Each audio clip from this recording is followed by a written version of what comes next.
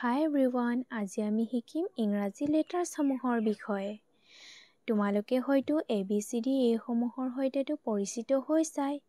গতিকে এইটো ভিডিঅ'ত আমি এইসমূহৰ বিষয়ে আৰু ভালদৰে শিকিব পাৰিম। লেটাৰসমূহক অসমীয়াত বৰ্ণ বা আখৰ বুলি কোৱা হয়। যেনেদৰে অসমীয়াত তোমালোকে অ, আ, ক, খ তেনেকৈ পঢ়িছা, ঠিক সেইদৰে ইংৰাজীতো তেনেকুৱা বৰ্ণ পাবা। সেই বৰ্ণসমূহকে আমি লেটাৰ্ছ বুলি কওঁ। ইয়াত চোৱাচোন, এৰ পৰা জেডলৈকে যিখিনি আছে এইখিনি হৈছে একোটা লেটাৰ্ছ। এইখিনি মই এতিয়া গাই দিছোঁ, তোমালোকেও লগত গাই যাবা আৰু লগতে লিখিও ল'বা।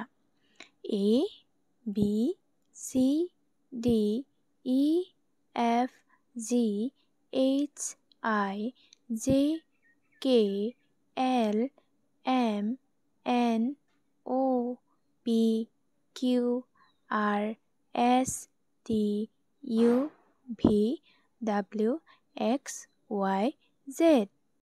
এতিয়া তোমালোকে এৰ পৰা জেডলৈকে কিমান লেটাৰ আছে সেইখিনি হিচাপ কৰি চোৱাচোন। কিমান পালা বাৰু? নিশ্চয়কৈ 26টা লেটাৰ্ছ পাইছা। এই 26টা লেটাৰ্ছকে একেলগে আমি এলফাবেট বুলি কওঁ। যেনেকৈ অসমীয়াত ক, খ, অ, আ এইবোৰ আমি একেলগে বৰ্ণমালা বুলি কওঁ, ঠিক সেইদৰে ইংৰাজীতো আমি সেই লেটাৰসমূহক একেলগে এলফাবেট বুলি কওঁ। ইয়াত এতিয়া তোমালোকে চোৱাচোন, ইয়াত মই কিছুমান লেটাৰ্ছত চাৰ্কল বা গোল চিন দিছোঁ আৰু কিছুমান বাকচৰ চিন দিছোঁ। এইটো কিয় দিছোঁ বাৰু? তোমালোকে মন কৰিব পাৰিছানে বাৰু? যিদৰে অসমীয়া আখৰবোৰক দুটা ভাগত ভাগ কৰা হয়, স্বৰবৰ্ণ আৰু ব্যঞ্জন বৰ্ণ, ঠিক সেইদৰে ইংৰাজী লেটাৰ্ছসমূহকো 3টা ভাগত ভাগ কৰা হয়, ভাৱেল, কনছনেণ্ট আৰু ছেমি ভাৱেল।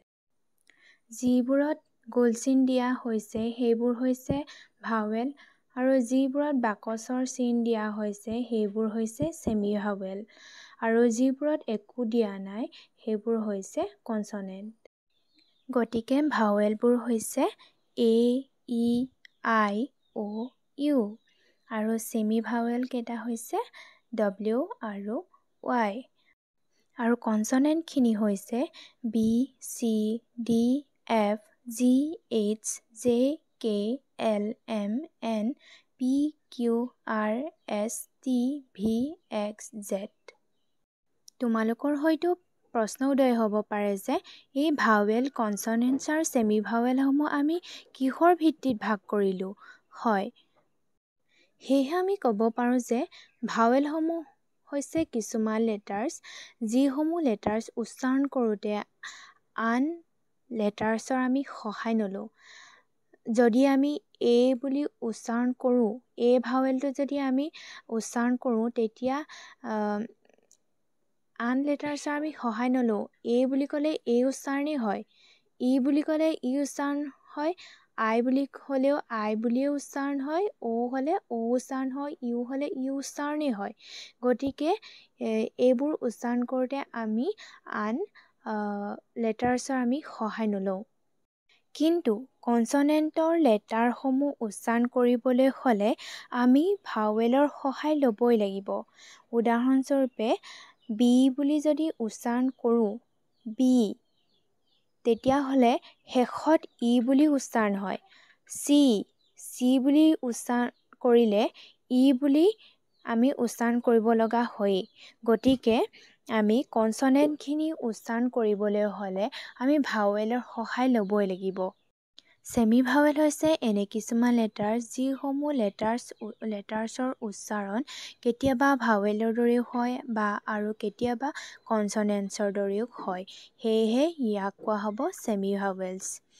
গতিকে আশা কৰিছোঁ তোমালোকে এইখিনি ভালদৰে বুজি পালা।